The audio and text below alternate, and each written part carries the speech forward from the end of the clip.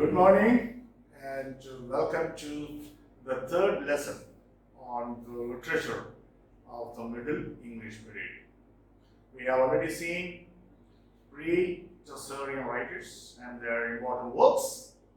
Then we have seen Chaucer and his major works. And the last class was on the contemporaries of Geoffrey Chaucer.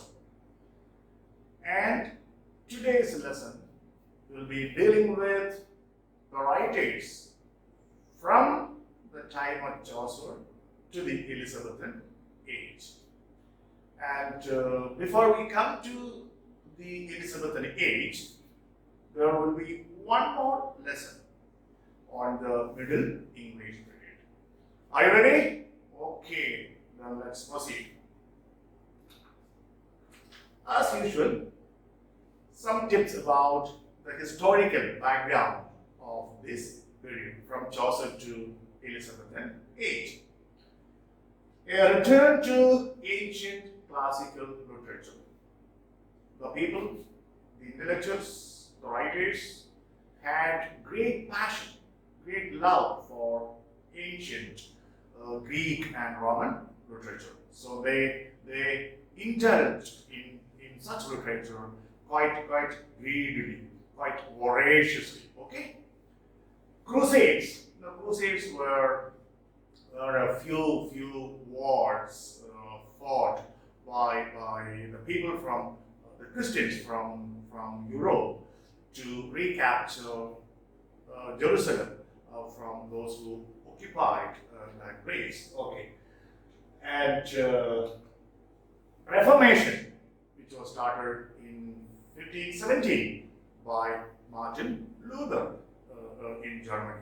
All these things are historical events which happened during the period between Chaucer and the Elizabethan age. Okay, that's very important. Okay, the year in which Reformation started and by whom. War of the Roses.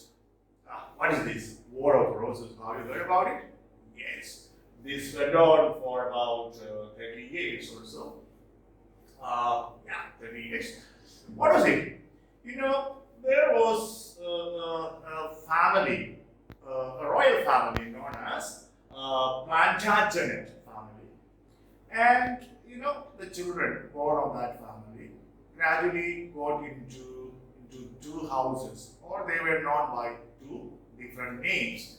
House of Lancaster. Lancaster was the leader of the family, and House of York. York was another leader. And these two families started fighting for the throne of England. See, from the same family, from the same royal family of Plantagenet, but two different branches of the same family, the Lancastrians and the Yorkists. They started fighting for the throne. And why this got the name Roses?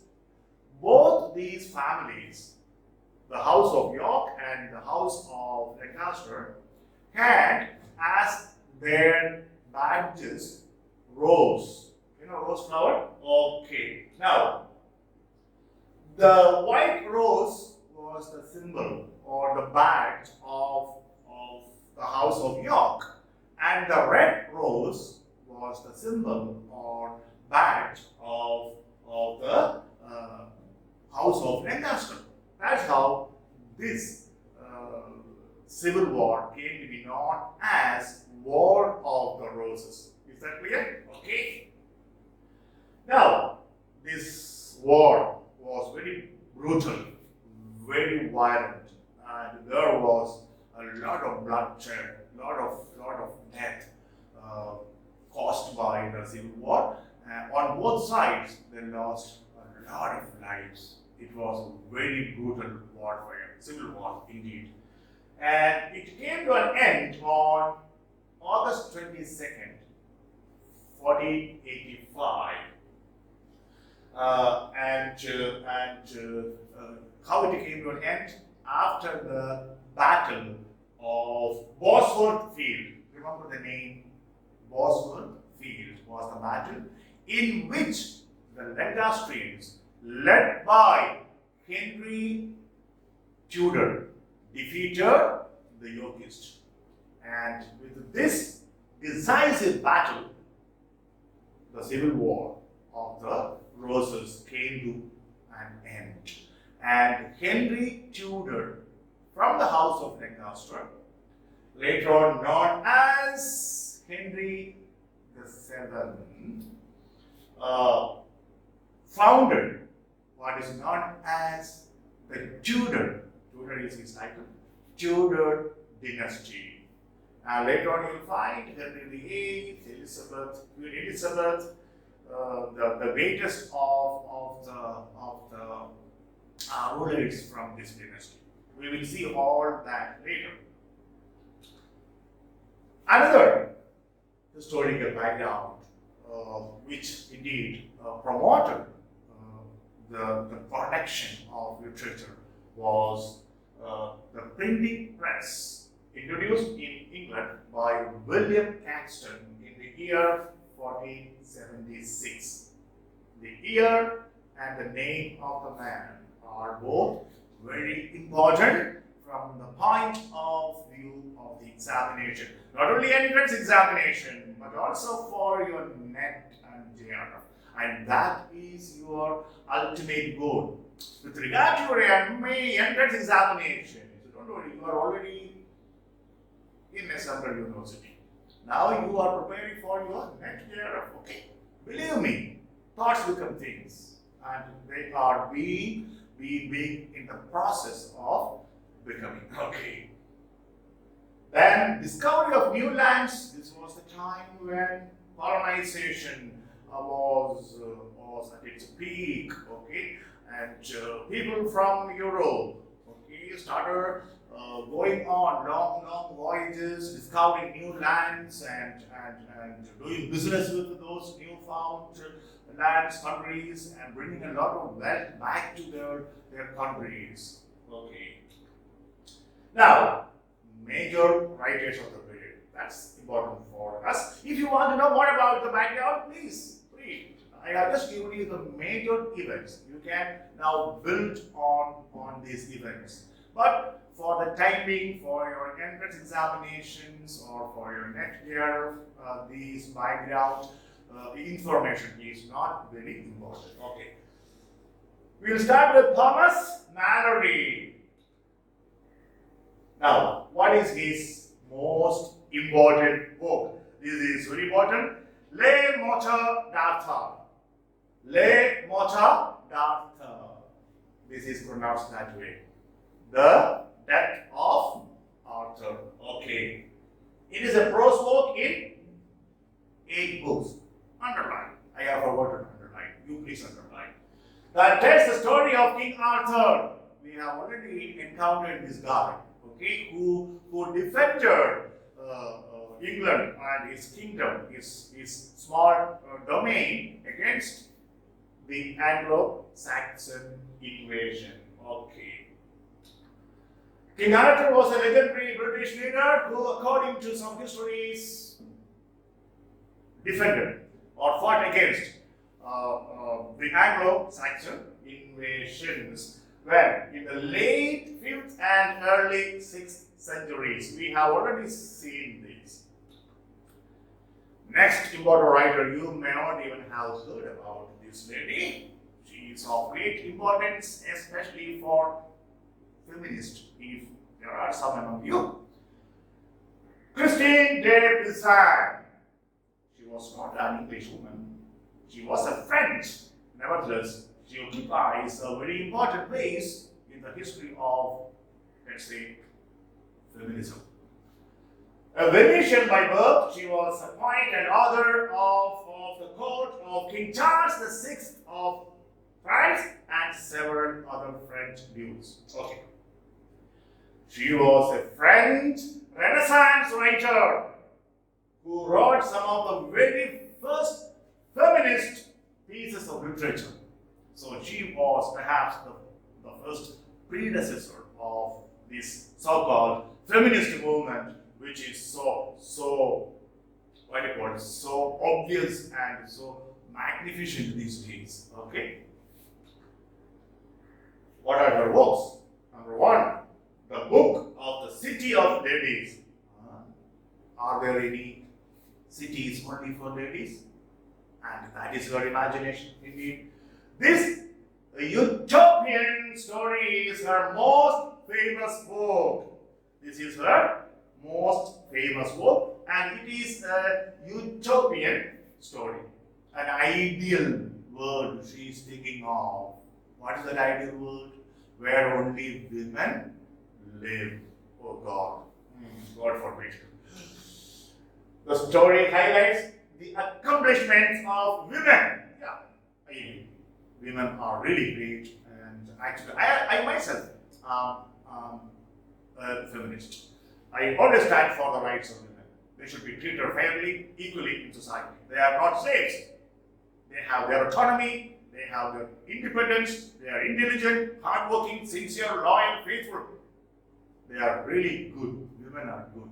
And they are really the pillars of in society, and they vote. Okay. But now things are changing. No, now women take up any job, they get educated, and there are leaders all around the world. Even they are inducted into the military, Air Force, Navy, etc. In India, I'm talking about, and in most of the European countries, even some Muslim countries now come up and induct them into their army. It's a great sign. It should be the way. That's why we can grow. The world can change. Is it not? Okay.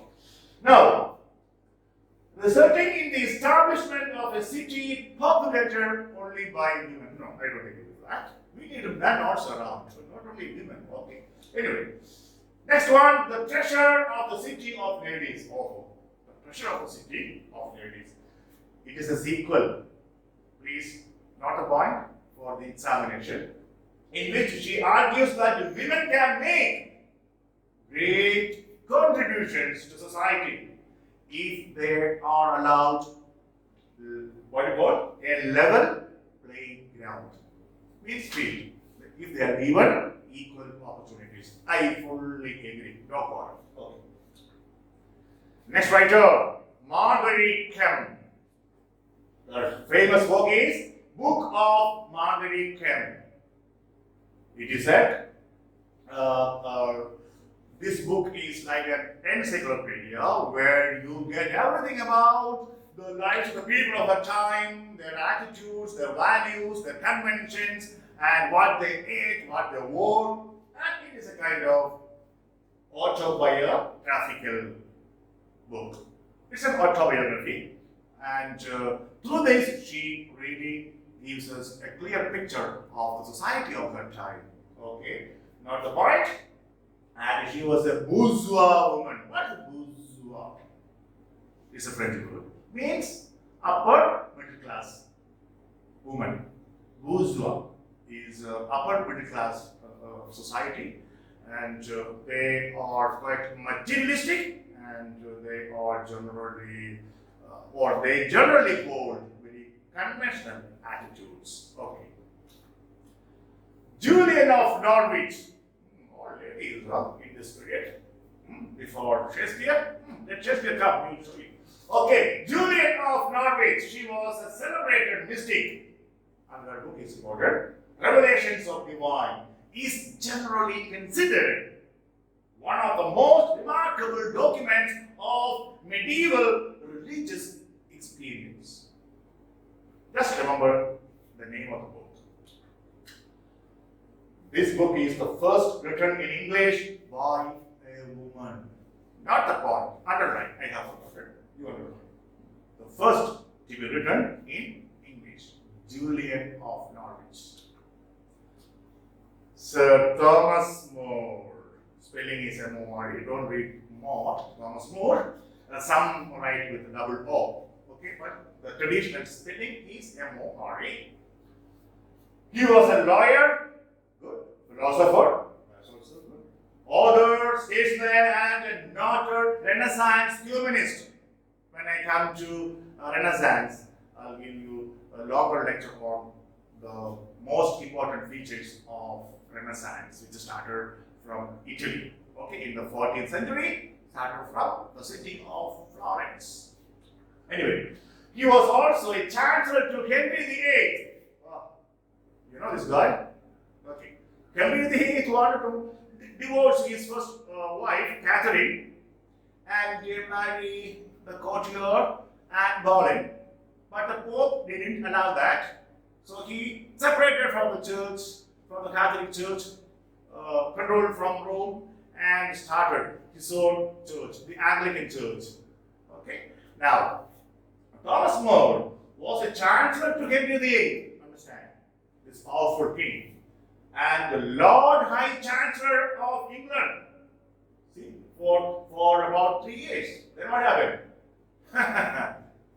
He got a very good reward. He was beheaded. Why?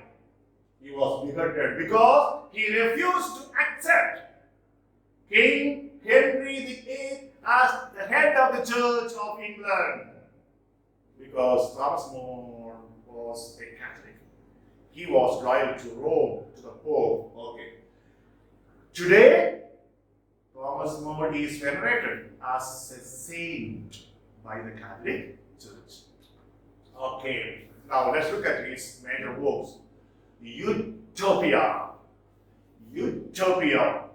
It was originally written. This question was asked once. See how they ask questions. And you know for which exam they ask this question? Guess. For BA English Honors. You flew. What for MA? So you can imagine what type of questions they can ask you. They ask the question, in which language was Thomas More's Utopia originally written? They gave French, English, Latin, German, etc. Just imagine. So please remember this. And it was published in 1516. Date is important. Translated into English in 1551. About how many years after? About 25. Okay. It is the description of Thomas More's imaginary ideal state, in which a state, a country, a society, in which everything is controlled by reason, thinking, not by emotion. Most of us, very often, are guided by our emotions, our instincts, our feelings, and we often end up in catastrophes, disasters. But if you apply your reason, then things could be far better. Okay, so that is ideal society. But the question is our modern contemporary society controlled or guided by reason? No. Okay. The description of Utopia is put in the mouth of a mysterious character. He is the narrator. Please, the name is important. Raphael Hythrode. Raphael Hythrode is the narrator. His name is very important. And here he is arguing in support of communism. And communism is the only cure, Thomas More argues, against the egoism or egoism. Both pronunciations are acceptable in private and public life. Anyway, it's a utopian vision of a world which I wish were there. And I'm sure you too wish were there. Okay. Another one, history of King Richard II. It is the first masterpiece of English historiography. English historiography, writing history. A dialogue of comfort against tribulation. He was imprisoned in the Tower of London before his execution. During that time, he wrote this book. Okay. It was written while he was imprisoned in the Tower of London before his execution. So naturally, you know what would be the subject matter, the theme of that book. It's a masterpiece of Christian wisdom and of literature. Not the name of the book. English Renaissance, 1485 to 1620. This is the period of English Renaissance. The period you can note. See, 1485 to 1620. Okay. Renaissance is generally accepted to have begun, that is a historical point of time, when the Battle of Bosworth Field. Bosworth Field? What was the battle? The end of the War of Roses. Ended and inaugurated the Tudor dynasty. It's very important because Edmund Spencer later, we will see, we are eagerly waiting to see him, celebrates in his Fairy Queen and also in his shepherds celebrates the Tudor dynasty and Queen Elizabeth. Okay. The Renaissance is credited with bridging the gap between the Middle Ages and the modern civilization. So, Renaissance was really a very, very historical event. Okay.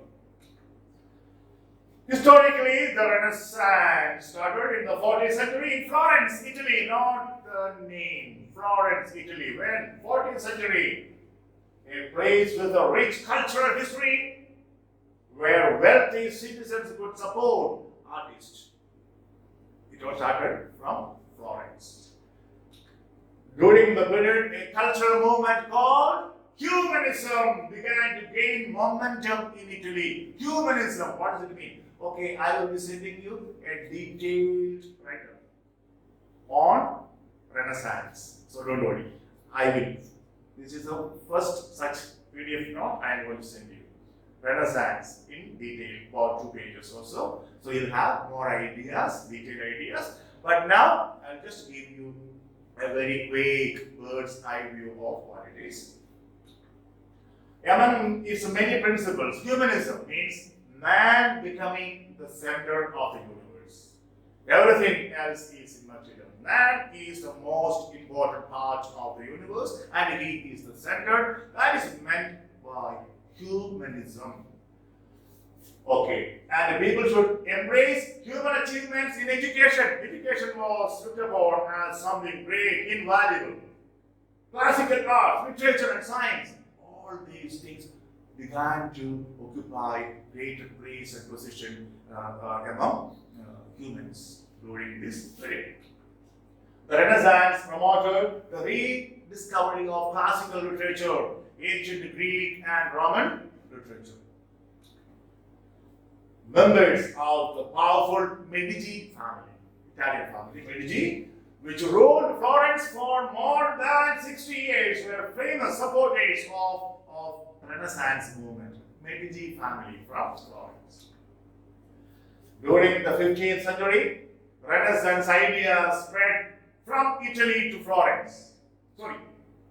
From Italy to France, and then throughout Europe. Started in Italy, spread to France, then to England, then to the entire European countries. Renaissance art was characterized by, remember this, realism and naturalism. That is very important.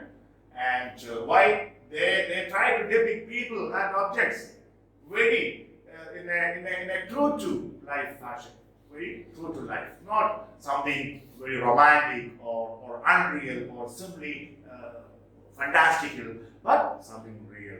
Life was presented both in literature and in painting or in sculpture, whatever. True to life. A true reflection of life could be seen in all creative productions of the period. The second half of the 16th century is generally regarded as the height of English Renaissance. Okay. That is the end of today's lesson. Very short one. I have tried my best, to include everything that you require for your examination and the questions that could be asked from a particular period. So far, I can assure you, no other important questions can be asked from the areas I have already discussed. And I have given you enough. As I have said, you will be getting test paper, which you are doing online. And as I have been doing, you will get the question paper with the answers highlighted. Once again, I remind you, file these questions and answers. And before your examination, you can have a quick glance at those questions and answers. Okay. Here is a quote. Art always penetrates the particular fissures in one's psychic life. Fissures means that narrow crack that you can find on rock or on an earth.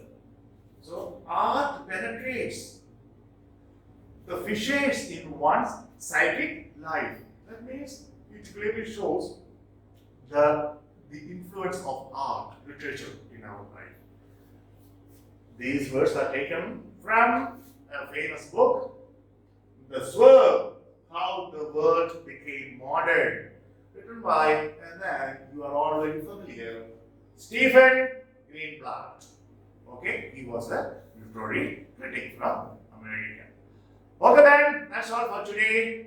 And one more lesson there will be on the Middle English period, where I will be discussing with you the origin of English grammar. Till we meet for that lesson, stay happy, healthy, and focused on your study.